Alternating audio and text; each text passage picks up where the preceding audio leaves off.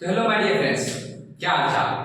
तो आज हम यहाँ पे लेके आए हुए हैं रिप्रोडक्शन इन ऑर्गेनिज्म का शॉर्ट एंड लॉन्ग क्वेश्चन। क्या लेके आए? शॉर्ट या लॉन्ग क्वेश्चन। ये सीरीज जो है शॉर्ट या लॉन्ग क्वेश्चन का सीरीज है जो भी हम लेके आए हैं। उसमें एक एक क्वेश्चन जितने भी बोर्ड में आज तक पूछे जा चुके हैं, जितने भी क्वेश्चन बोर्ड में आज तक पूछे जा चुके हैं, उसके एक एक पूछे जा चुके हैं, वो हर एक क्वेश्चन यहाँ पे हम चर्चा करेंगे।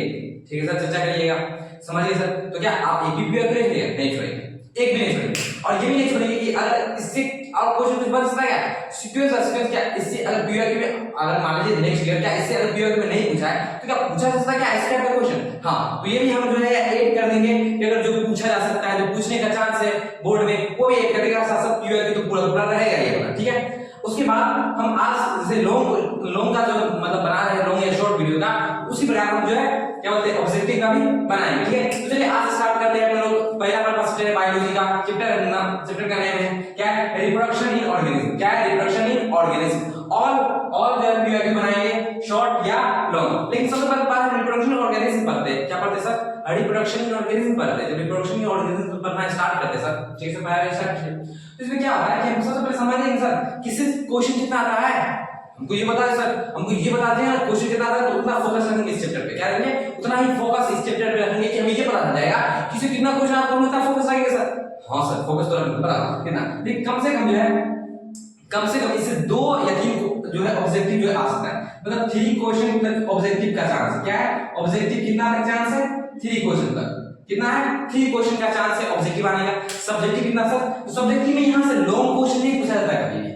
आज तक कभी भी लॉन्ग क्वेश्चन यहां से नहीं पूछा गया है। पूछा जाता है शॉर्ट क्वेश्चन। क्या पूछा जाता है? Short question. मतलब 2 मार्क्स। कितना आ गया? 2 मार्क्स। 2 मार्क्स का पूछा जाता है। तो यहां से 2 मार्क्स में कम से कम 2 क्वेश्चन तो आपको मिलेंगे। हर एक साल मिलता है, इस साल मिलेंगे। कितने? कम से कम 2 शॉर्ट क्वेश्चन आपको मिलेंगे। कितना मिलेगा? 2 शॉर्ट क्वेश्चन। मतलब कहने का मतलब है सर इसके अंदर कम से कम 10 के 12 हम शॉर्ट क्वेश्चन यहां लिखेंगे। 10 से 12 लिखेंगे। उस 12 के साथ का फिक्स है कि 2 के 2 मिल ही जाएंगे, टकराए जाएंगे बोर्ड में। और सेम टू सेम लिखना है। जैसे यहां पे हम लिखे हैं, आप लोग पढ़ लीजिएगा। पढ़ने के बाद में आपको पीडीएफ प्रोवाइड कर दिया जाएगा। उस पीडीएफ से आपको उतार लेना है। अब बस उतना फोकस करना है, उसी को लेके चलना है। देखिएगा आपका एक एक बायोलॉजी का हर एक क्वेश्चन पड़ेगा, एक एक चैप्टर का बायो बनेगा और आप लोग ऑब्जेक्टिव का ऑब्जेक्टिव का वीडियो बना लेंगे। ठीक है सर, चलिए स्टार्ट करते हैं। सबसे पहले रिप्रोडक्शन ऑर्गेनिज्म। रिप्रोडक्शन का मतलब क्या होता है? रिप्रोडक्शन का मतलब इसमें सबसे पहले हम पढ़ने जा रहे हैं रिप्रोडक्शन क्या। रिप्रोडक्शन मतलब ये हुआ कि हम जब रिप्रोड्यूस करते हैं, मतलब क्या रिप्रोडक्शन करते हैं, तो उसके दौरान नया ऑफस्प्रिंग मतलब नया जो है क्या होता है, हमारा जो है जनरेशन चलता है। रिप्रोडक्शन इसलिए करते हैं ताकि ये जो प्रोसेस है, ये जो प्रोसेस जो है क्या चलता है, क्या है ये केमिकल प्रोसेस, जो प्रोसेस क्या है वो चलता है, आगे बढ़ता है, वही रिप्रोडक्शन है। रिप्रोडक्शन के दौरान जो भी मतलब ऑफस्प्रिंग सेम सेल अपने से ही बनाते हैं, मतलब हम मेल और फीमेल दो मिल करके क्या होता है रिप्रोड्यूस करने का क्या होता है, क्या बोलते हैं बच्चा पैदा करते हैं। तो बच्चा तो सेम मेरी तरह मेरी तो है, मेल है तो मेरी मतलब मेल तो नहीं बनेगा। और मान लीजिए अलग अलग है, मान लीजिए कहने का जैसे गाय या भैंस, गाय उसके बच्चे पैदा हो, अलग बात है, मेल या फीमेल हो सकता है ना, मेल या फीमेल, लेकिन होगा तो वही ना, होगा तो वही इंसान का बच्चा इंसान ही होगा, जानवर का बच्चा जानवर ही होगा। ठीक है सर, इसमें तो रिप्रोडक्शन क्या यही है। लेकिन ये क्वेश्चन पूछे जाएगा तो व्हाट इज रिप्रोडक्शन आपसे नहीं पूछा जाएगा। अब यहाँ पे क्वेश्चन आता है लाइफ स्पेन। पहला हमारे पास क्वेश्चन क्या आएगा साहब? तो पहला क्वेश्चन हमारे पास आने वाला है वो है what is life span. Life span मतलब क्या होता है? व्हाट इज लाइफ स्पेन, और पूछेगा कि write life span of some organism. क्या पूछेगा? राइट क्या सम ऑर्गेनिज्म का लाइफ स्पेन बताएगा। और लाइफ स्पेन होता क्या है? लाइफ स्पेन होता क्या है और कुछ लाइफ स्पेन का मतलब एग्जांपल ले लीजिए। ठीक है, समझिए देते हैं। तो लाइफ स्पेन होता क्या है? देखिए एक दो तरह के होते हैं। एक लोग आज पैदा लिए, मतलब उसका बर्थ हुआ, बर्थ होने के बाद नेचुरल डेथ कहने का ये सेंस है मतलब खुद से मरे, मतलब खुद के वजह से नहीं मरे, मतलब क्या कहते हैं नेचुरल, मतलब कि हाँ उसका 80 साल हो गया, 50 साल हो गया, 40 साल हो गया, 40 साल नहीं मतलब 60 साल हो गया, 80 साल हो गया, 90 साल हो गया, मतलब क्या कहते हैं 100 साल हो गया, 100 इयर्स हो गया। तो इतना साल के बाद हमारा तो नेचुरल डेथ हुआ, मतलब किसी वजह से नहीं, कोई बीमारी वजह से नहीं, कोई वजह से नहीं, मतलब वो नेचुरल डेथ हुआ, वही वहां तक की बात करेंगे। लेकिन अगर सिंपल डेथ है हमारे पास लाइफ स्पेन से मिल जाए, तो लाइफ स्पेन का डेफिनेशन पहले समझते हैं। मतलब कहने का सेंस है कि लाइफ स्पेन में पहले डेफिनेशन समझते क्या है। लाइफ स्पेन कह रहा है कि लाइफ स्पेन जब पूछेगा लाइफ स्पेन लिखेंगे डैश लिखेंगे द पीरियड फ्रॉम, पीरियड मतलब स्टार्ट किए वहां से लास्ट तक पहुंचना है, शुरुआत से लेकर लास्ट कोई पीरियड होता है। The period from birth to natural death, कहां से बर्थ मतलब जन्म से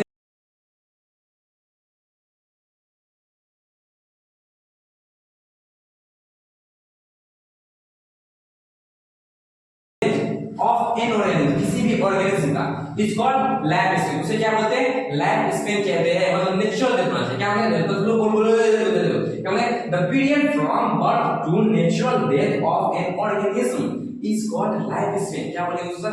लाइफ स्पेन बोलेंगे। चलिए सर स्टार्ट करते हैं। कुछ एग्जांपल अगला अगला हमारे पास है, write life span of some organism. कुछ ऑर्गेनिज्म का जो है लाइफ स्पेन बताइए।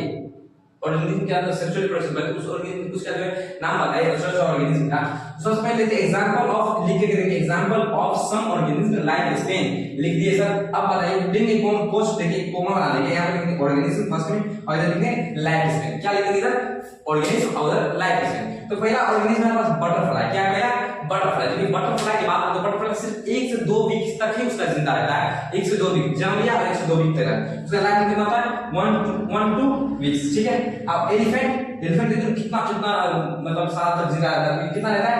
कम से कम 60 से लेकर 90 ईयर जितना ये नॉर्मली इंसान का उतना तक मतलब ये मतलब करते हैं। एलिफेंट का भी जीवन कितना से 60 से 90 ईयर्स। अगला है पैरोट। पैरोट का मतलब पैरोट मतलब अरे इंग्लिश है क्या बोलते हैं? तोता। पैरोट मींस तोता। तोता की बात करें, ये जो पैरोट जो होता है वो कितना 140 ईयर जीता है। 140 ईयर मतलब कहने का मतलब सर हम लोग से भी ज्यादा। अरे हाँ, तू ना तोता सही है, एक काम कर, तू निकल लेगा निपट लेगा, लेकिन तोता तेरा ना रहेगा। मतलब सब इसलिए चल रहा है। तो कितना होता है सर? बहुत जरूरी है आपका, क्योंकि आपको ये सिर्फ लॉन्ग या शॉर्ट क्वेश्चन नहीं पूछेगा, ये ऑब्जेक्टिव के लिए पूछ सकता है कि आखिर पैरोट का लाइफ स्पेन बताइए। तो क्या कर देंगे? तो क्या हो जाएगा? पैरोट का लाइफ स्पेन कितना हो जाएगा? 140 इयर्स यानी 140 इयर्स। अब क्रो, क्रो मतलब कौवा, क्रो मतलब कौवा। कौवा का कितना होता है? 15 इयर्स, ज्यादा नहीं 15 इयर्स तक जीते कौवा। देख ले हम लोग देखते हैं ना, तो मतलब 15 इयर्स जीता वो खत्म हो जाएगा। ठीक है। तो क्या हो गया? बटरफ्लाई का 1 से 2 वीक्स, एलिफेंट का 60 से 90 इयर्स, पैरोट का 140 इयर्स, क्रो का 15 इयर्स। अब बात करें यहाँ पे टॉर्टॉइस। क्या होता है टॉर्टॉइस? टॉर्टॉइस मतलब ये जो पानी में रहता है, क्या बोलते हैं उसको? कछुआ। कछुआ की बात करें तो कितना ईयर होता है? तो कछुआ नहीं, टॉर्टॉइस कितना है? 100 से लेके 150 से कितना होता है? 100 से 150 इयर्स। अगला है बनियान ट्री। बनियान ट्री मतलब क्या बोलते हैं उसको? उसका पेड़ याद नहीं आ रहा तो सोच लो बनियान ट्री क्या हो गया? बनियान ट्री क्या हो गया? बरगद का पेड़। बरगद का पेड़ जो है कितना कितना रहता है? पीपल का पेड़, पीपल का, बरगद पीपल का पेड़ कितना होता है? 200 इयर्स। कितना होता है? 200 इयर्स। कितना? 200 इयर्स उसका लाइफ स्पेन। देखते हैं लोग निपट लेते, लेकिन देखते पूर्वज से चल रहा है वो देखते रहते ना, मतलब पीपल का पेड़ अभी तक आज है, हमारे पूर्वज ने तभी उसी टाइम लगाए थे, आज भी वहीं पे है। तो कितना 200 इयर्स तक। अगला है क्रोकोडाइल। क्या है? क्रोकोडाइल। क्रोकोडाइल का कितना? 60 इयर्स। बहुत ज्यादा इंपॉर्टेंट है ये मेरे लिए भी आई साल के लिए। क्रोकोडाइल की बात करें, तो क्रोकोडाइल में होता क्या है? क्रोकोडाइल कितना है?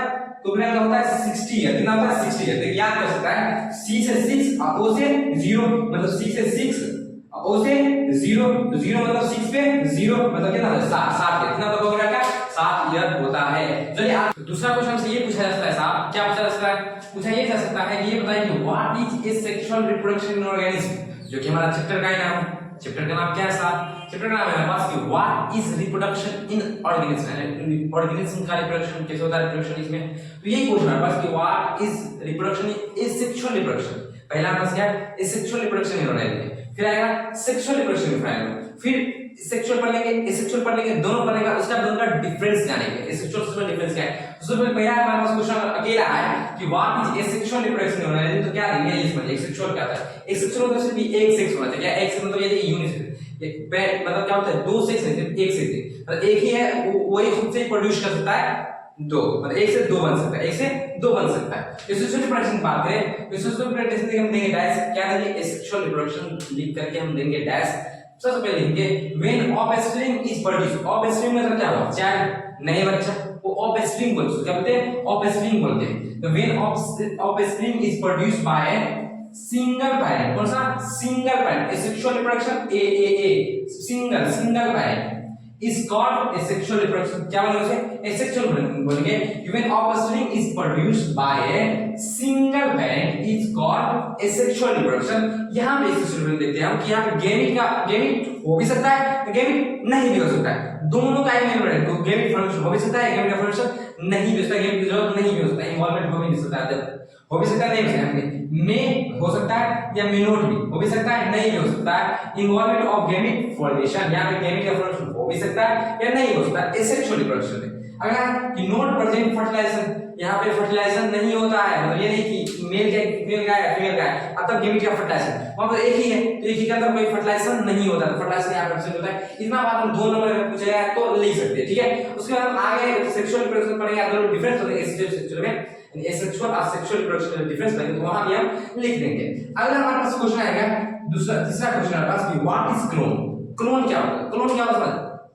मान ले जो ऑफस्प्रिंग बना, जो ऑफस्प्रिंग प्रोड्यूस हुआ, तो जो ऑफस्प्रिंग नए बच्चे जो बने चाइल्ड जो बने, वो जो है एग्जैक्ट कॉपी हो। एग्जैक्ट कॉपी मतलब मोर्फोलॉजी देखने में भी और उसका जेनेटिकली भी, मतलब सर क्या कह रहे सर हम नहीं समझे, मतलब कहने का ये मतलब है कि सुन, अगर वो बच्चा पैदा हुआ और वो मोर्फोलॉजी पहला तो उसके माँ बाप पे तो उसका कलर तो जाता ही है, मतलब रंग जाता ही सब कुछ अप्रोक्सीमेटली, लेकिन अगर क्लोन बोलते तो क्लोन जो एग्जैक्ट क्या होगा, एग्जैक्ट कॉपी, मतलब कहने का मतलब जैसा उसका मतलब पेरेंट होगा वैसा ही वो होगा, सेम जेनेटिकली भी, दिखने में भी है और जेनेटिकली भी, यस जेनेटिकली भी, जो ये करे वो ये करेगा, जो ये उसे करवाना चाहता है, जो उसकी सोच है वो उसके सोच है, मतलब जेनेटिकली और मोर्फोलॉजिकली देखने में भी और जेनेटिकली भी सेम आइडेंटिकल होगा।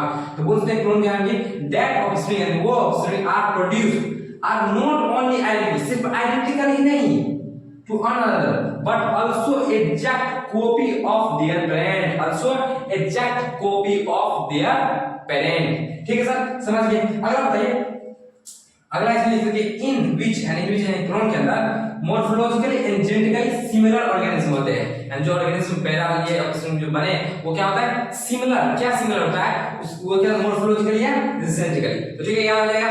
3 क्वेश्चन कर चुके हैं। अगला जो हमारे पास अगला जो चैप्टर पढ़ेंगे, अगला जो दूसरा हमारे पास लेक्चर आएगा उसमें कम से कम 3 से 4 क्वेश्चन उस तरह से रहेगा, और क्या बोलते हैं फिर अगला जो आएगा वो ऑब्जेक्टिव का आएगा।